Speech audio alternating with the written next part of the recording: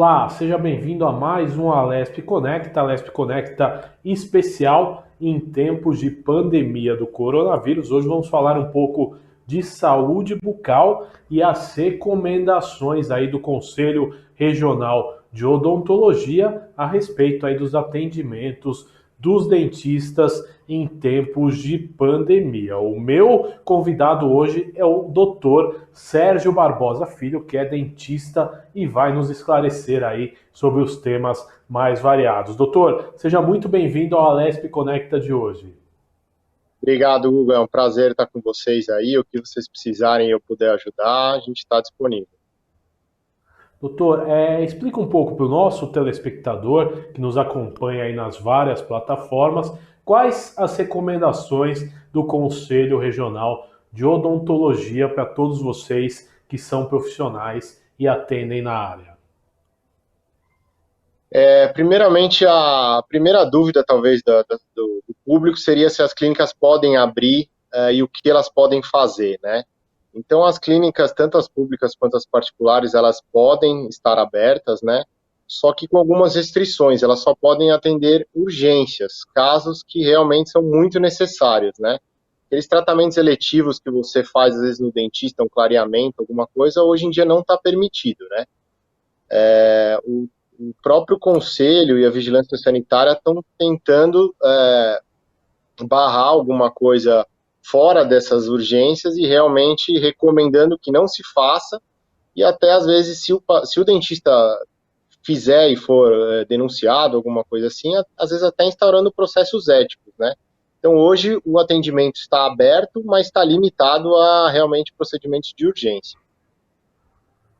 Agora, doutor, importante também, a gente falou dos procedimentos de urgência, né? Quando o paciente ele tem a detecção que deve procurar um dentista, porque às vezes eu, por exemplo, comentava com alguns amigos, às vezes você tem uma sensibilidade, uma dor que pode esperar, né? É esse mesmo o limítrofe de cada um? É enquanto você aguenta a dor, não? É muito complicado para o paciente leigo saber o que ele pode ser atendido ou não, né? Então, a primeira dica que eu dou é liga para o seu dentista, conversa com ele, fala, olha, tenho isso, isso, isso. Muitas vezes a gente consegue resolver o problema até por uma mensagem, um WhatsApp, olha, toma um paracetamol, te passo tal receita. Hoje em dia, até consulta online, né, tá acontecendo bastante, a gente consegue resolver sem a ida no consultório. Mas basicamente a recomendação é o seguinte, urgência seria praticamente tudo que envolve dor. Se você está com problema no canal, num siso, bateu a boca, ou até usa um aparelho ortodôntico que está te causando dor, pode ligar para o seu dentista, que é considerado caso de urgência.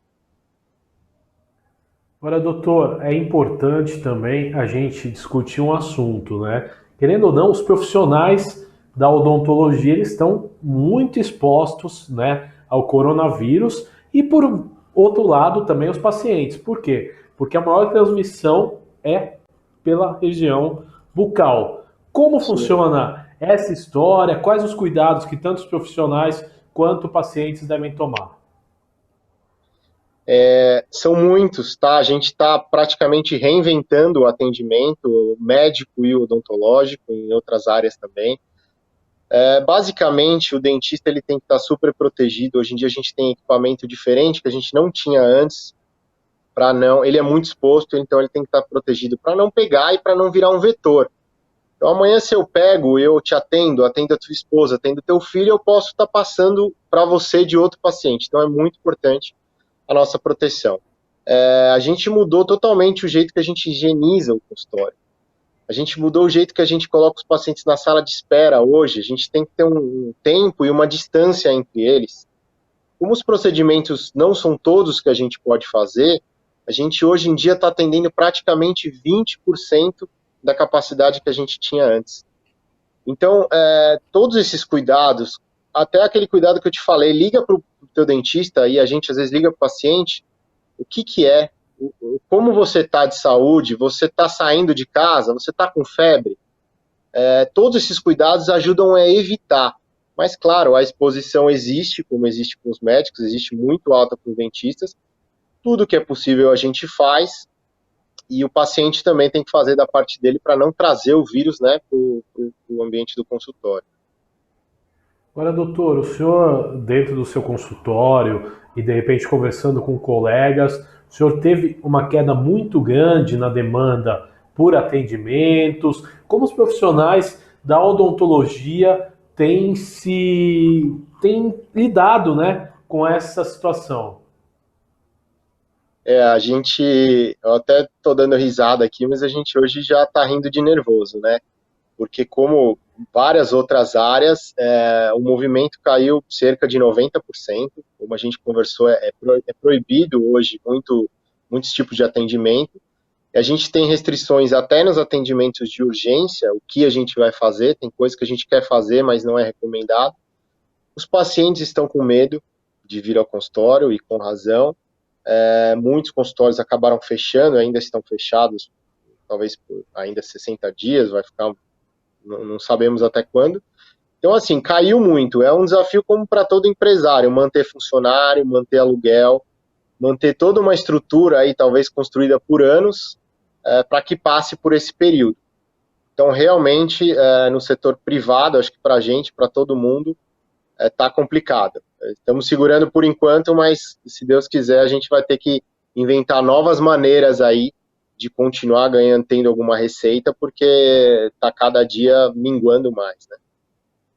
Agora vocês não têm, obviamente, né, o recurso da telemedicina, que muitos, principalmente médicos, né, psicólogos, fonoaudiólogos, nutricionistas, eles puderam lançar desse recurso, né, que tem ajudado várias profissões, inclusive a minha também. Você vê, fazemos um programa totalmente de forma virtual, que até antigamente exigia uma estrutura de presencial, entendeu? Hoje não, hoje a gente consegue montar uma estrutura e fazer de forma virtual. Para a classe odontológica, existe alguma saída ou não?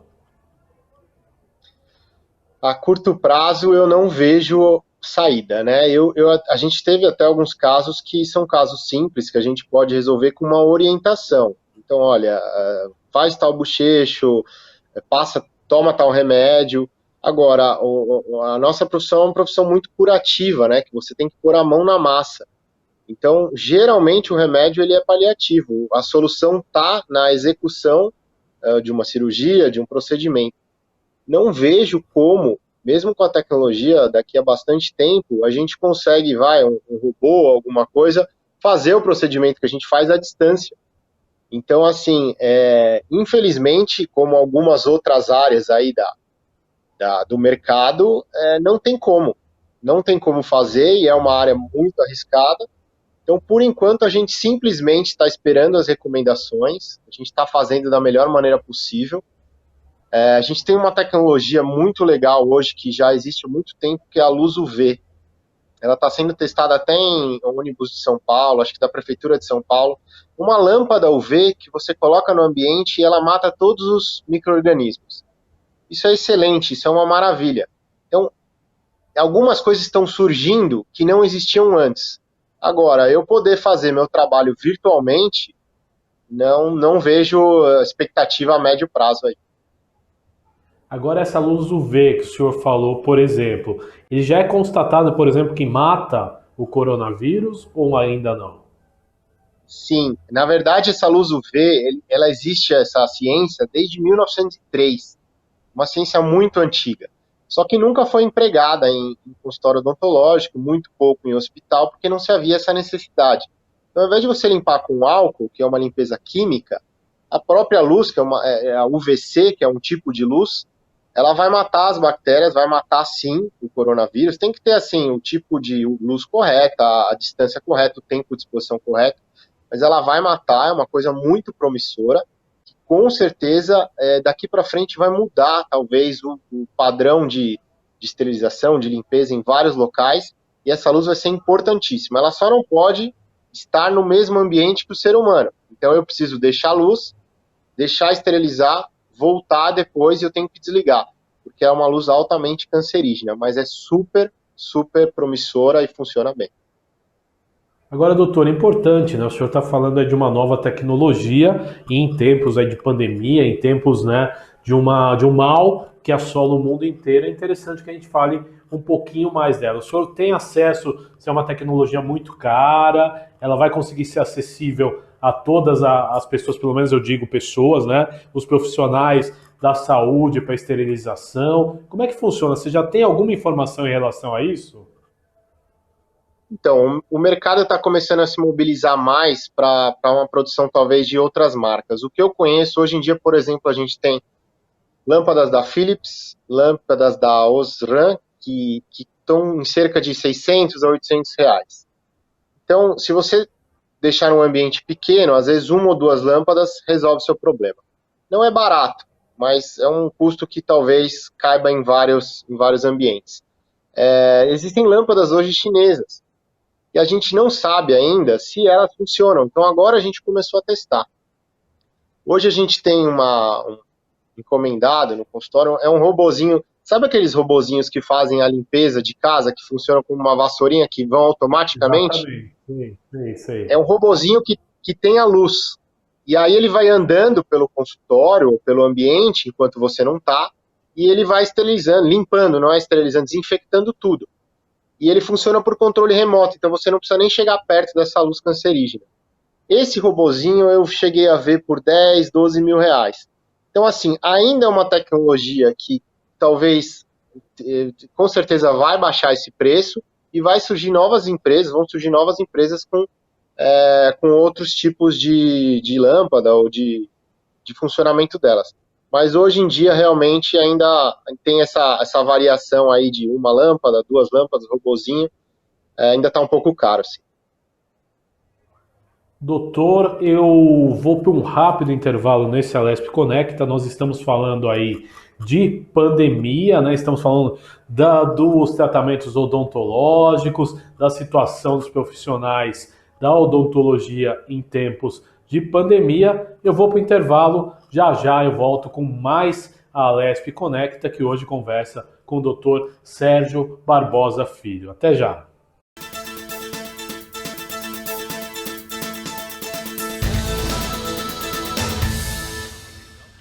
Estamos de volta. Esse é o Alesp Conecta. Estamos aí falando de alguns temas em tempos de pandemias e o nosso tema hoje é odontologia, né? Como os profissionais da odontologia têm se comportado nesse momento que nós vivemos e como os pacientes, né, que precisam de um dentista têm que fazer nessa hora. No primeiro bloco, o Dr. Sérgio Barbosa Filho, que participa com a gente, deu algumas dicas aí, né, de como tem funcionado o atendimento em tempos de pandemia, falou das principais tecnologias para esterilização, mas eu fiquei com uma curiosidade ainda da questão da esterilização, da higiene que se deve tomar dentro do consultório. O dentista ele usa, né, toda a parte de proteção, os EPIs, acredito eu que deva ser até uma EPI parecida com a que se usa no hospital, o senhor vai me esclarecer isso, mas o paciente não, ele fica com a boca totalmente exposta. Se joga algum antisséptico que faça uma higiene e possa matar alguns vírus ou não? Como é que funciona isso, doutor? Até porque eu vou É, complementar, né? O famoso motorzinho, que é o terror de todo mundo, ele espalha um pouco dos líquidos, né? a gente está, na verdade, com várias mudanças aí para tentar evitar tudo isso. Então, o paciente hoje ele chega, ele recebe gorro, ele recebe uma máscara para ficar na sala de espera, ele recebe um avental e ele recebe uma proteção nos pés. E tudo que ele trouxe da rua, a gente não quer que ele traga para dentro do consultório. Só que quando ele sobe na sala de atendimento, não tem jeito, ele tem que abrir a boca, tirar a máscara, né? Então a gente tem basicamente três coisas que a gente está fazendo para evitar a maior contaminação. Primeiro, ele fazer um bochecho, sim, com água oxigenada antes do atendimento. Isso vai baixar bastante a carga viral, se ele tiver infectado, da boca dele. Então você trabalha com uma boca muito mais limpa. Outra coisa importante que você falou, o motorzinho. O motorzinho joga ar e água dentro da boca e espalha tudo para o ar. Então contamina muito, é um aerosol muito potente. Hoje a gente está usando muito no consultório um motorzinho diferente de outra rotação, de baixa rotação que a gente chama, praticamente sem água. Não é para fazer todos os procedimentos, mas o que eu conseguir fazer sem água, eu faço. Outra coisa interessante, a gente tem um lençol de borracha que a gente coloca entre o dente e o restante da boca para proteger a língua, tudo que realmente a saliva do paciente não vai para fora e a gente consegue, e o motorzinho, a água do motorzinho não vai para dentro. Fora isso, algumas outras mudanças, por exemplo, hoje em dia lá no consultório, no meu consultório, em alguns outros profissionais, a gente não está usando mais a cuspideira. Então, o paciente cuspindo, ele também joga uma quantidade de vírus grandes para o ar. Nos Estados Unidos, por exemplo, não existe mais cuspideira, já não existia há muitos anos. Eles sempre sugam a água que está na boca, a saliva. Então, isso pode ser que seja uma mudança aqui no Brasil e se estenda aí para outros anos, mas são algumas coisas que a gente consegue fazer para minimizar, talvez, a quantidade de vírus no ambiente, né? Agora, doutor Sérgio, como todo profissional da saúde, o senhor teve, né, na faculdade, no estudo, boas noções de ciência. Eu quero saber a sua opinião, que é um tema aí que é pujante entre todas os profissionais, né? Qual que é a tua opinião sobre o isolamento social? É a única alternativa que nós temos aí para combater o coronavírus? Como você acha que ele tem que ser horizontal, vertical? Quais são suas opiniões sobre isso, doutor? Olha, eu acho que até os grandes especialistas, eu acho que às vezes a gente vê discordando um pouco, mas não há dúvida que o isolamento social é importantíssimo para não disseminar o vírus. Se ele vai trazer consequências econômicas, como que o governo vai ajudar com essas consequências, aí já é outro assunto. Mas do ponto de vista de ciência, sem isolamento social, seria muito maior o contágio e, consequentemente, muito maior as mortes. Então, o isolamento social é muito importante. Eu acho que semana a semana a gente tem novidades e a gente pode traçar novas estratégias para as próximas semanas. Até agora eu vejo acertos no isolamento social e espero que, claro, talvez uma certa eles possam liberar um pouco, mas que isso continue para evitar as mortes. Se o povo realmente desistir do isolamento, eu acho que a gente vai ter um problema muito maior do que a gente tem hoje. Correto, doutor. E, por exemplo, na área da saúde, por exemplo, conversando em off com alguns profissionais que às vezes não tiveram estrutura psicológica para continuar no emprego, pela questão de você estar exposto ao vírus, né, praticamente o tempo todo. Você acha que isso acontece também com alguns dentistas? Conhece colegas que pararam completamente de atender pela questão da pandemia, ou a maioria dos profissionais tem a missão mesmo, né, de atender o paciente e não abre mão disso? Eu acho que essa missão existe, muita gente vai porque realmente acredita que pode, deve ajudar os outros, só que é muito diferente do médico, porque a gente não queira ou não queira, não está salvando vidas na maioria dos casos. Então, sim, tem muitos deles que não estão atendendo. Tem muito dentista que realmente passou de 60 anos, tem alguma comorbidade e não está indo no consultório. Com certeza está tomando um prejuízo grande financeiro, mas com certeza talvez seja mais prudente ficar em casa do que ir trabalhar. Agora, do ponto de vista psicológico, eu acho que não sou só eu, acho que todo mundo está um pouco mexido, né? Esse isolamento, trabalhar com vírus, estar sempre com medo de máscara na rua. Hoje em dia a gente tem medo de ir no mercado. Então, realmente, os profissionais de saúde sofrem, os que estão na linha de frente mais ainda, tenho colegas médicos, pacientes, enfermeiras. Realmente está todo mundo aí um pouquinho precisando relaxar. Mas, se Deus quiser, a gente também vai criando métodos em casa, ou outras coisas, até as lives têm ajudado o pessoal aí, para poder seguir em frente, né? Mas eu acho importante a gente ter o isolamento para realmente preservar a nossa vida e a dos que a gente gosta. Agora, doutor, importante também a gente salientar nessa época que a gente deixou, né, realmente a pessoa acaba, né, eu tenho estatísticas aí, por exemplo, entrevistando médicos, por exemplo, de emergência, que pacientes com sintomas de infarto no começo da pandemia não procuravam hospital. O Instituto do Coração aqui em São Paulo atendia, teve uma queda aí de quase 60 a 70% nos atendimentos diários. Quer dizer, é uma preocupação que num primeiro momento as pessoas deixaram de ir ao pronto-socorro. E eu lhe pergunto, nesse mesmo sentido, que você dê um conselho para a população que vá também ao dentista, né? Quais os casos aí que de repente ela pode esperar? E aí eu peço que o senhor dê as dicas, né? Para a pessoa manter a boa higiene bucal em tempo de pandemia. Devem ser básicas, né? Do dia a dia, mas é interessante que a gente passe também um cuidado maior, talvez. Essa questão de exames de rotina serem suspensos, tudo bem, mas realmente tem muitos tratamentos que não vale a pena você deixar de fazer com medo do Covid, né? É diferente se você está contaminado ou vai num lugar que só tem gente com Covid. Mas não, no consultório a gente também enfrenta alguns tratamentos, por exemplo, um abscesso dentário pode levar ao óbito, uma fratura mandibular, um sangramento descontrolado. Então, assim, tem coisas que, infelizmente, a gente tem que enfrentar o Covid e ir para o consultório, né?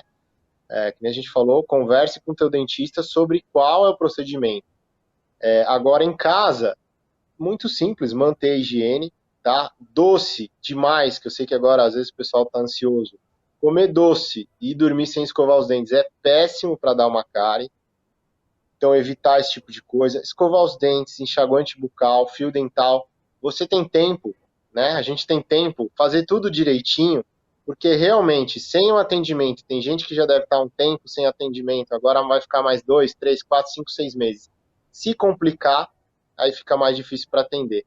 Então, tomar todos os cuidados, beber bastante água é importante, tentar se manter saudável, acho que física e psicologicamente. E se Deus quiser, daqui um tempinho até o final do ano a gente sai dessa.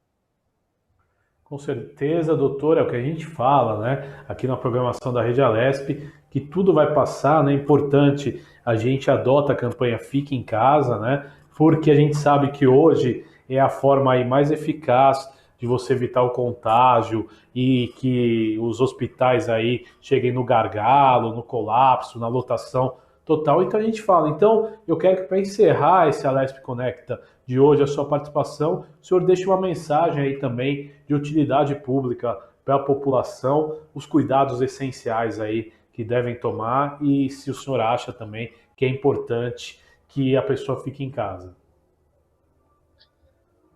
Sem dúvida nenhuma, todo mundo realmente que puder ficar em casa o máximo possível. Tem coisas muito básicas que eu acho que todo mundo já ouviu, mas não custa frisar.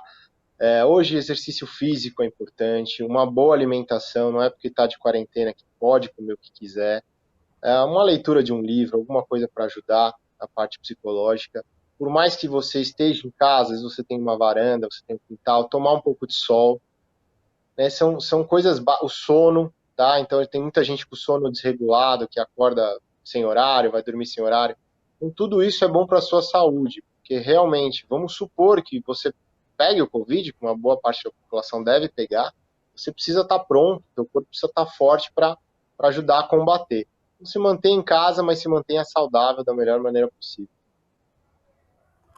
Doutor Sérgio Barbosa Filho, eu quero agradecer a sua participação nesse Alesp Conecta de hoje e espero encontrá-lo aí outras vezes em outras entrevistas para falar aí de temas da odontologia. Muito obrigado, viu, doutor?